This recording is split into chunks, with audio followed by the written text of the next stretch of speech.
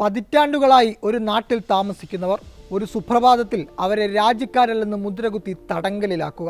എത്രമാത്രം ക്രൂരവും ഹൃദയഭേദകവുമാണ് അവസ്ഥ. BJP ഭരിക്കുന്ന അസമിൽ വിദേശികളെന്ന് ഫോറിനേഴ്സ് ട്രിബ്യൂണൽ മുദ്രകുത്തിയ 28 മുസ്ലിങ്ങളെ തടങ്കൽ പാളയത്തിലേക്ക് മാറ്റിയിരിക്കുന്നു. പടിഞ്ഞാറൻ അസമിലെ ബാർപേട്ട ജില്ലയിലാണ് സംഭവം. ഗോൾപാറ ജില്ലയിലെ മാട്ടിയിലെ തടങ്കൽ പാളയത്തിലാണ് ഇവരെ പാർപ്പിച്ചിട്ടുള്ളത്. 3000 പേരെ ഉൾക്കൊള്ളാൻ കഴിയുന്ന തടങ്കൽ പാളയമാണിത്. വിദേശികളെ നാടുകടത്തും മുമ്പ് താമസിപ്പിക്കുന്ന ട്രാൻസിറ്റ് ക്യാമ്പ് എന്നാണ് ഇതിനെ സർക്കാർ ഔദ്യോഗികമായി വിളിക്കുന്നത്. തടങ്കൽ പാളയത്തിലേക്ക് മാറ്റിയ 28 പേരിൽ 19 പുരുഷന്മാരും 9 സ്ത്രീകളുമാണുള്ളത്.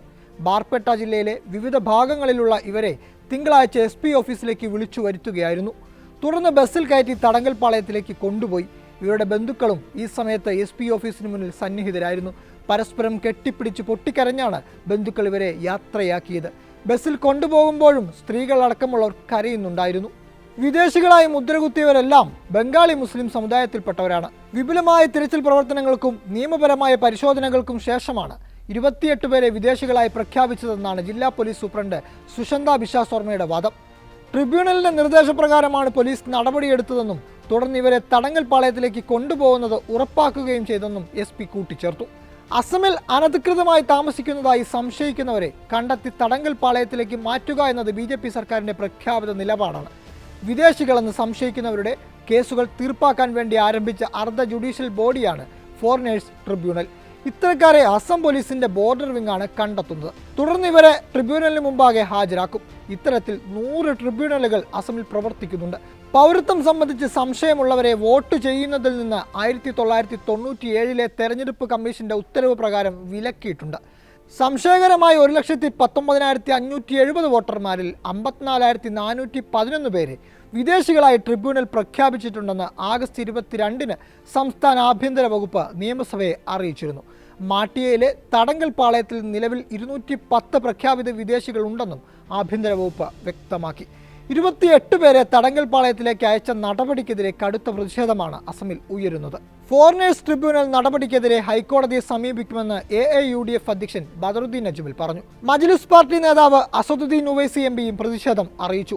ഈ വർഷം സെൻസസിനൊപ്പം നാഷണൽ പോപ്പുലേഷൻ രജിസ്റ്ററും നാഷണൽ രജിസ്റ്റർ ഓഫ് സിറ്റിസൺഷിപ്പും നടപ്പായാൽ മുസ്ലിങ്ങളുടെ ഈ കാഴ്ച രാജ്യത്തെ എല്ലാ ഭാഗത്തും കാണേണ്ടി വരുമെന്ന് ഉവൈസി പറഞ്ഞു. അതുകൊണ്ടാണ് സെൻസസിനൊപ്പം NPRും NRCയും നടത്തുന്നത് തെലങ്കാനയടക്കമുള്ള സംസ്ഥാനങ്ങൾ എതിർക്കുന്നതെന്നും അദ്ദേഹം കൂട്ടിച്ചേർത്തു.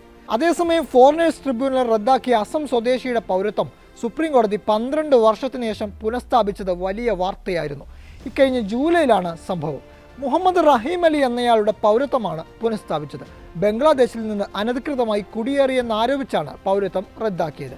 ഇദ്ദേഹത്തിനെതിരെ 2004 പോലീസ് ആരംഭിച്ച നടപടികൾ എന്ത് തെളിവുകളുടെ അടിസ്ഥാനത്തിലാണെന്ന് വ്യക്തമാക്കുന്നില്ലെന്ന് ജസ്റ്റിസുമാരായ വിക്രംനാഥ്, ജസ്റ്റിസ് അസ്ഹനുദ്ദീൻ അമാനുള്ള എന്നിവരടങ്ങിയ ബെഞ്ച് ചൂണ്ടിക്കാട്ടി. 1971 മാർച്ച് 25 ശേഷം ഇയാൾ ബംഗ്ലാദേശിൽ നിന്ന് അനധികൃതമായി കുടിയേറിയെന്നായിരുന്നു അസം അധികൃതരുടെ ആരോപണം.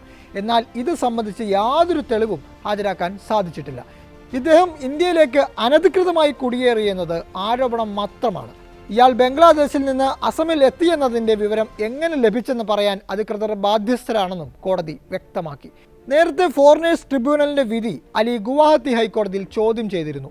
ട്രിബ്യൂണലിന്റെ തീരുമാനം ആദ്യഘട്ടത്തിൽ കോടതി സ്റ്റേ ചെയ്തെങ്കിലും 2015 നവംബറിൽ ഹർജി തള്ളി. തുടർന്ന് ഇദ്ദേഹം സുപ്രീം കോടതിയിൽ അപ്പീൽ നൽകുകയായിരുന്നു.